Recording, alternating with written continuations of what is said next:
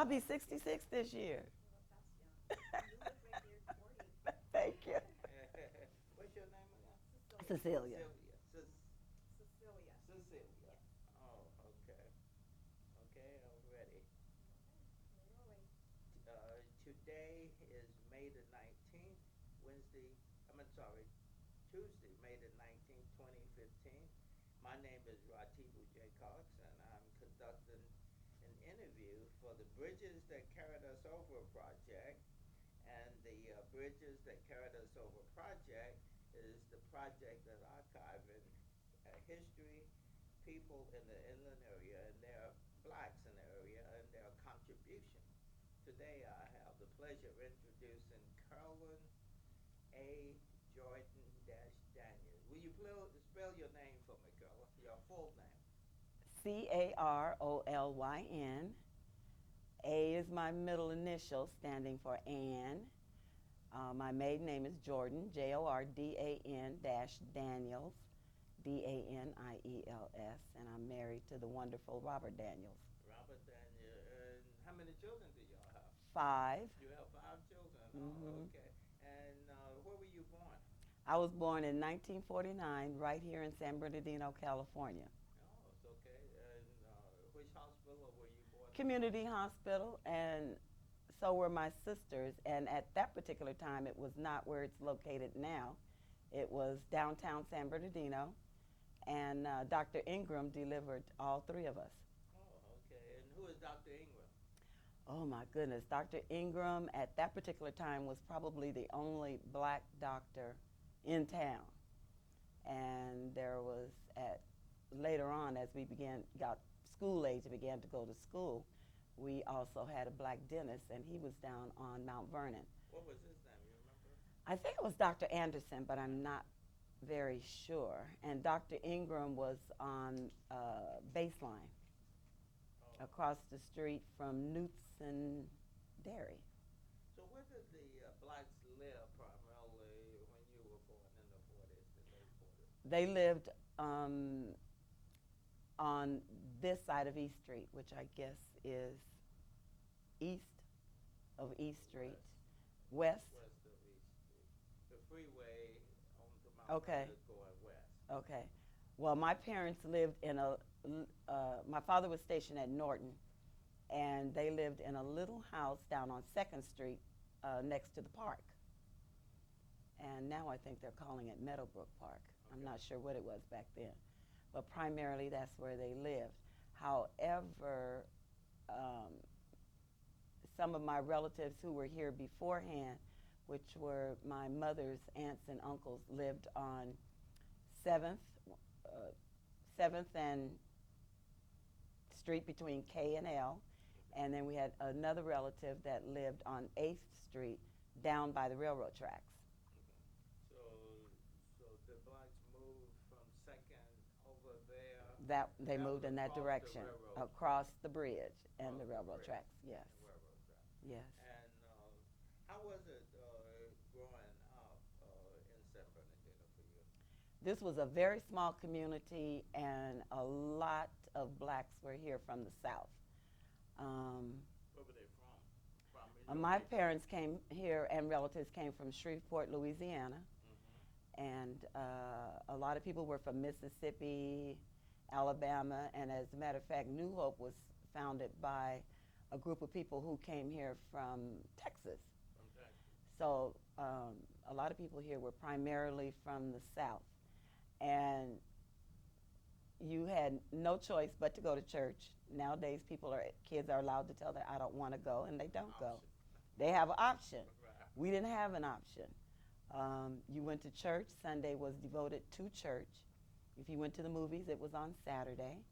And if you wanted to go to a party, you had to have name of the parents, the address they lived at, in case if your parents didn't know them, and you had to have the name of the church they attended, or else you were not allowed to go. You didn't just show up at a house party and go. And everybody had chores. I don't care who, what, why, when, or where. Everybody had chores. At their home. And what were the parents doing primarily? Working. Both of my parents worked. My mother worked at Patton Hospital up until they got here in 1947, and I'm not sure when she got the job at Patton, but I do know she was working there.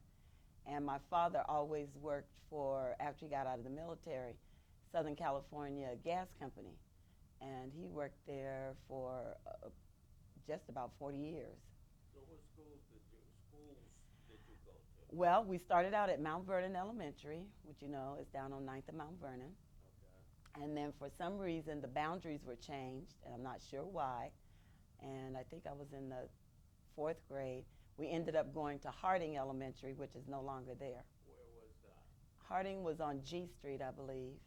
Uh-huh. Matter of fact, I think Senior Housing and the Senior Community Center that is there now.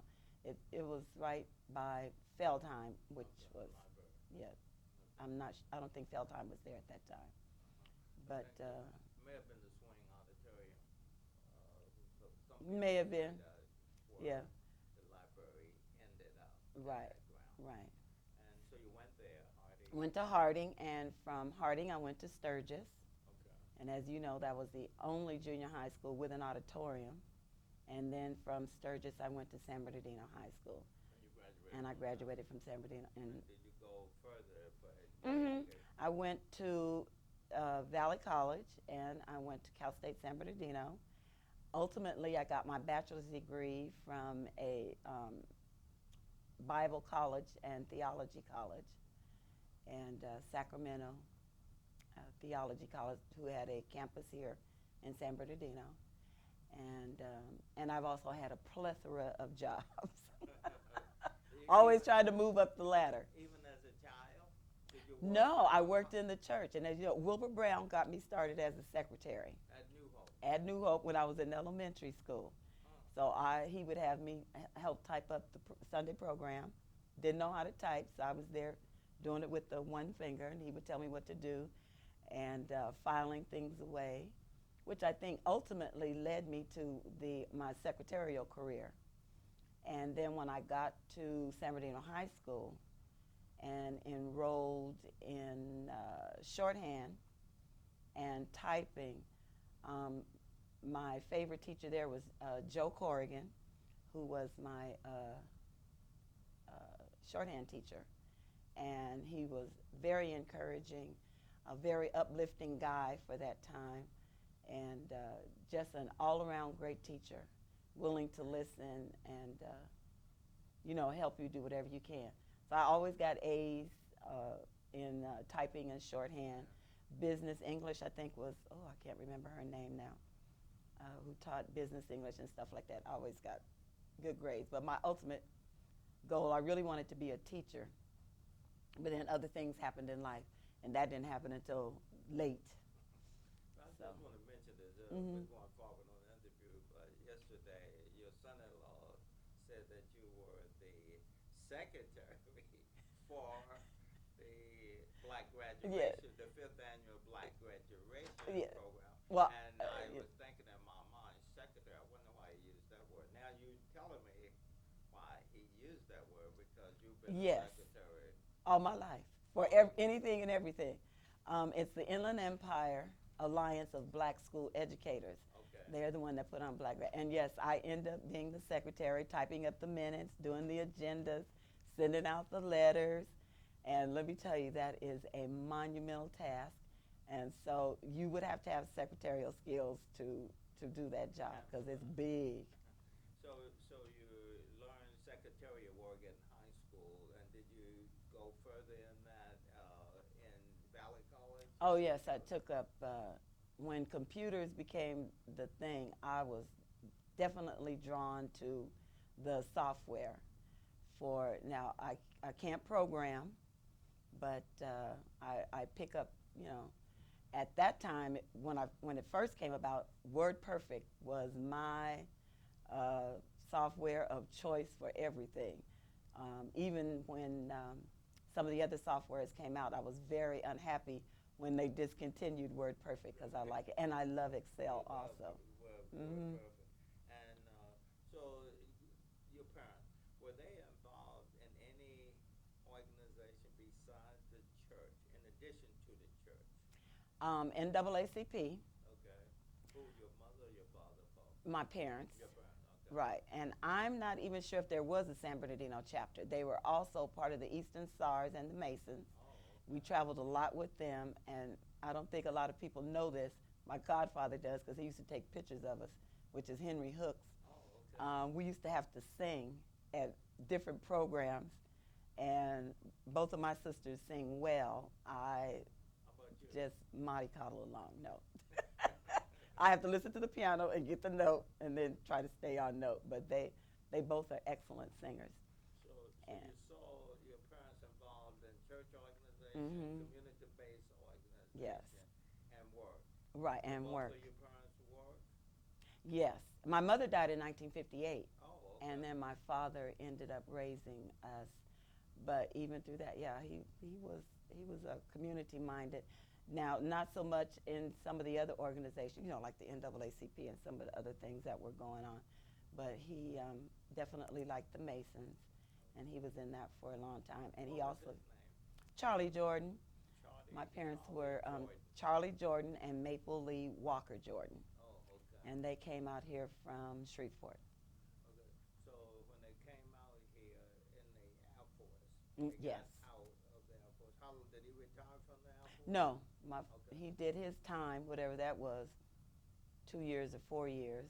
I'm not exactly sure, and and I'm not sure if it was by divine that he got stationed at Norton, or if he put in for it. But relatives were already living here. Some lived in San Bernardino, and the other ones lived in Los Angeles. So he found after he got out of the Military. the military, he decided to stay, Right. put roots down in Right. San Bernardino, and got married.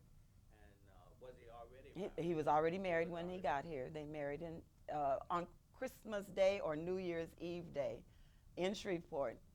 And then he was in the military, and then he got stationed at Norton, and then they stayed here. We also had two uncles who had farms now in Paris, which used to be called something else. It wasn't Paris. And then one of my uncles had a farm in Riverside. And I'm sure if it's called Mead Valley or still maybe, I'm not sure, but Reno Valley, Mead Valley, something like that. So did your family have a garden in their yard? Oh, yes. And did any chickens? Now we had chickens and a small garden, but my aunt and uncle who lived down the street from us, I grew up on 8th and K, had huge garden up until my aunt died. Huge garden. Grew some of the biggest collard greens you've ever seen. And then my aunt and uncle who lived on 7th Street, fig trees, apricots, things like that. We had grapevines, walnut trees, and peach trees. And I think practically everybody in our neighborhood had some sort of garden or some sort of fruit trees. Okay, and growing up, this area, you mentioned K and L 8. Mm-hmm. Do you know the boundaries of that area at the time you were living there, where black mostly lived? I know they lived all over the city in different places. Oh, yes, they did. The boundaries, to my knowledge, when I was younger, was started with you coming to the west side of the bridge, Mm-hmm. which for us was Was